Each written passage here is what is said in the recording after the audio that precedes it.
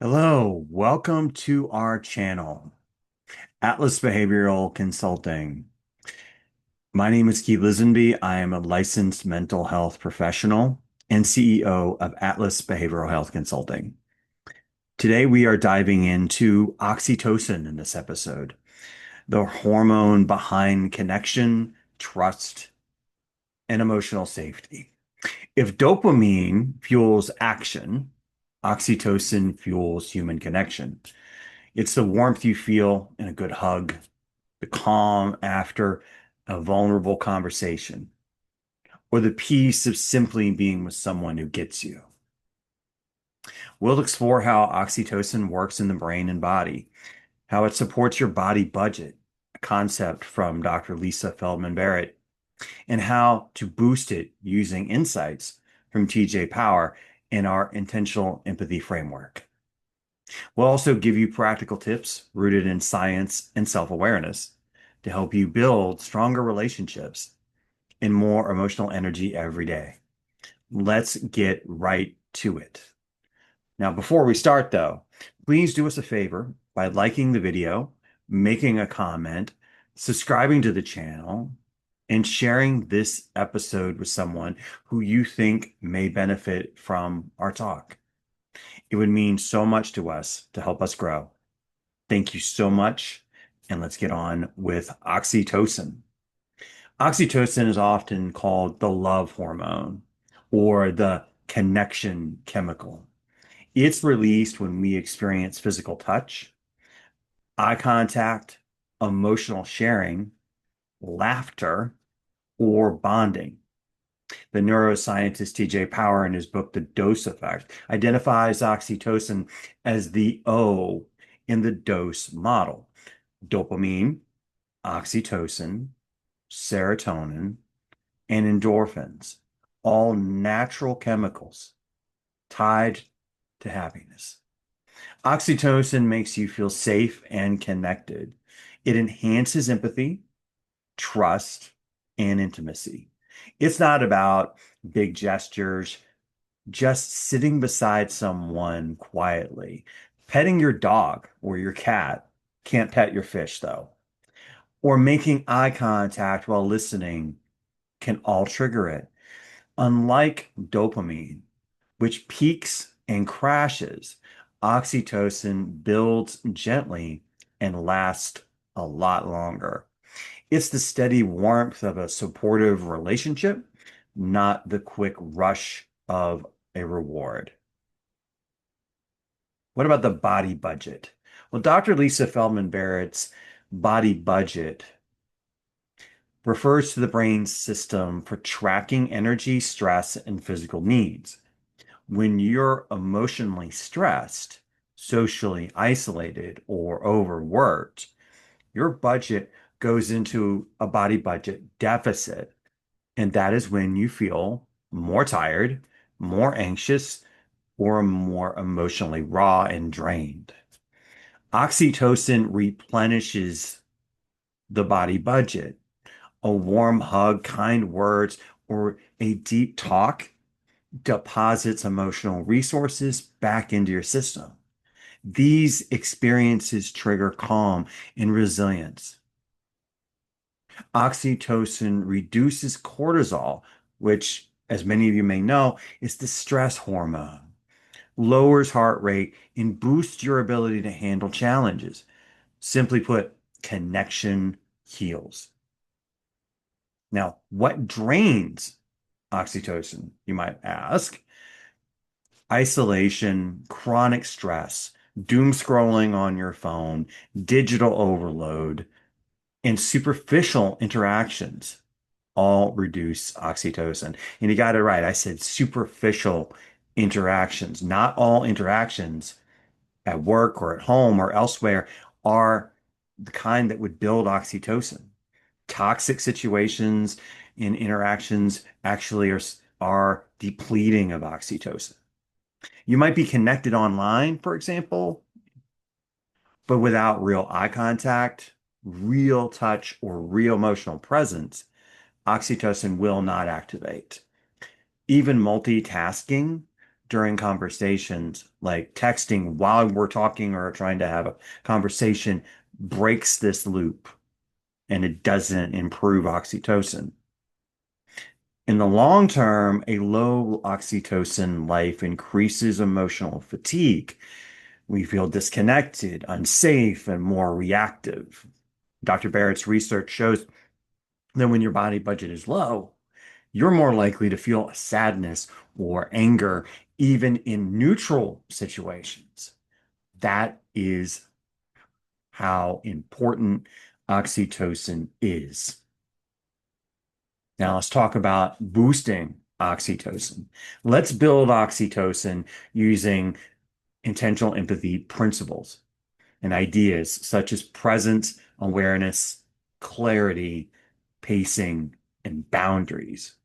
Yeah, boundaries. Those are important. Presence. Give undivided attention. Try device-free time with loved ones, meaning when you're in an interaction, when you're talking to someone and you're wanting to build emotional connection, to build that oxytocin, you want to put the phone away.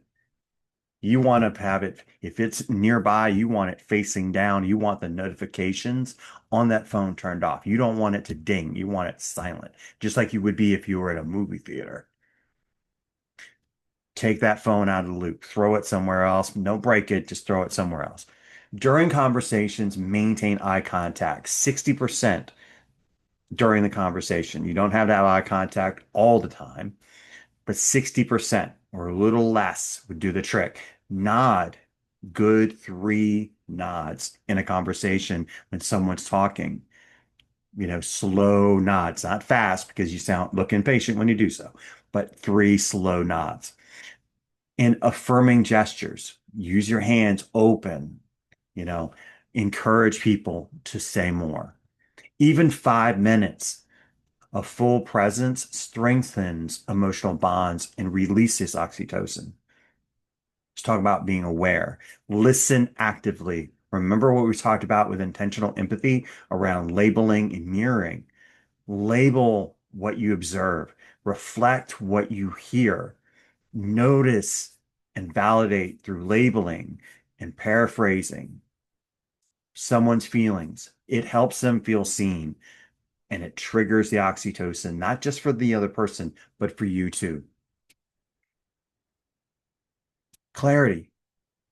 Be honest about your emotional state. Practice using feeling words, and as more granular, the better. For example, saying, I feel anxious today and I need support. Clarity invites emotional reciprocity and builds connection. Pace. Slow down. Slow your pace. Practice, for example, a 4-second hug rule. When hugging a partner, friend, or child, hold for 4 to 10 seconds. Research shows that longer, comfortable touch increases oxytocin and also leave pauses in conversations. Don't rush to respond. Listen and have dynamic silence. Boundaries. Protect connection time. Yes, protect it. Build it in to your routine, particularly with your partner. Build it in. Build it in with your spouse. Build it in with your child. Build in a routine where there is a protected connection time, particularly at the end of the day. Set separate spaces for phone-free meals, Sunday walks, or unplugged mornings. Create rituals, morning check-ins, evening gratitude circles, or shared breathing before bed. TJ Power recommends limiting social media use before and after time with other people to preserve attention and deepen that bonding. Let's talk about some additional strategies. Create no phone zones in your home, especially around shared spaces. Schedule 10-minute connection breaks. Text or call someone and check in meaningfully. Gratitude journaling. Write down three things you appreciate about someone and then tell them. If not able to do that, write down three things that you're thankful for and share them. Acts of service, helping others boost both oxytocin and mood. Laugh together, watch something funny, or recall a shared story. Shared movement, walk, dance, or stretch with someone. Play. Adults need fun too. Games, singing, playfulness all build connection. Neuroscience research shows oxytocin improves trust and emotional memory. It buffers stress and improves emotional regulation. The more you practice connection habits, the more resilient your brain becomes. Let's try a real life scenario. You've had a stressful day. You feel totally disconnected. You're feeling drained. Your body budget feels low. Instead of zoning out with a show or doom scrolling, text a friend, text your partner. Can we talk for 10 minutes? Is it now a bad time to have a talk? Share openly. Let them listen. You end the conversation and you feel better. Not because the world suddenly changed, though we wish it did, but because you didn't feel alone. That is oxytocin in action. When we don't have enough oxytocin, we truly feel alone. Here's your challenge this week. Choose one oxytocin building action daily.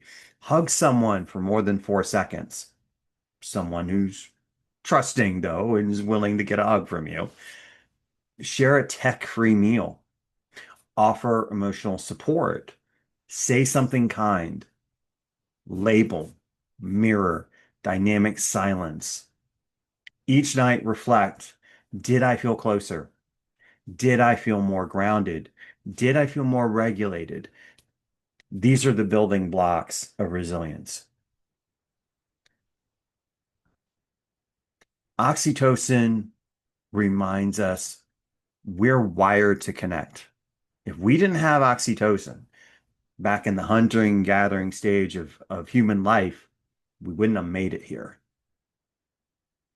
If we gave the hunter-gatherers out there all the electronics and tech that we have now, I'm not sure we would have made it here because they would have chosen dopamine over oxytocin, which would have connected people together. And you know how that domino will fall with oxytocin. We get connected together emotionally, we get connected together physically, and so on and so on. So this week, protect that time. Go back to being a hunter-gatherer. Go back. Tech-free time. Be outside, get sunlight, but be together. Form that real interaction. Use the intentional empathy skills, labeling, mirroring, dynamic silence, how and what questions that we've talked about. Prioritize people over screens. Prioritize experience over stuff. Let kindness, presence, and empathy restore your body budget. Thank you for listening. If you've loved this video, what did you love about it? But while you do so, when you think about that, hit that like, make a comment, share this video with anyone who you might feel would benefit from it. Subscribe to our channel. We would love to have you on board our growing project. Thank you very much, and we'll have another episode next week.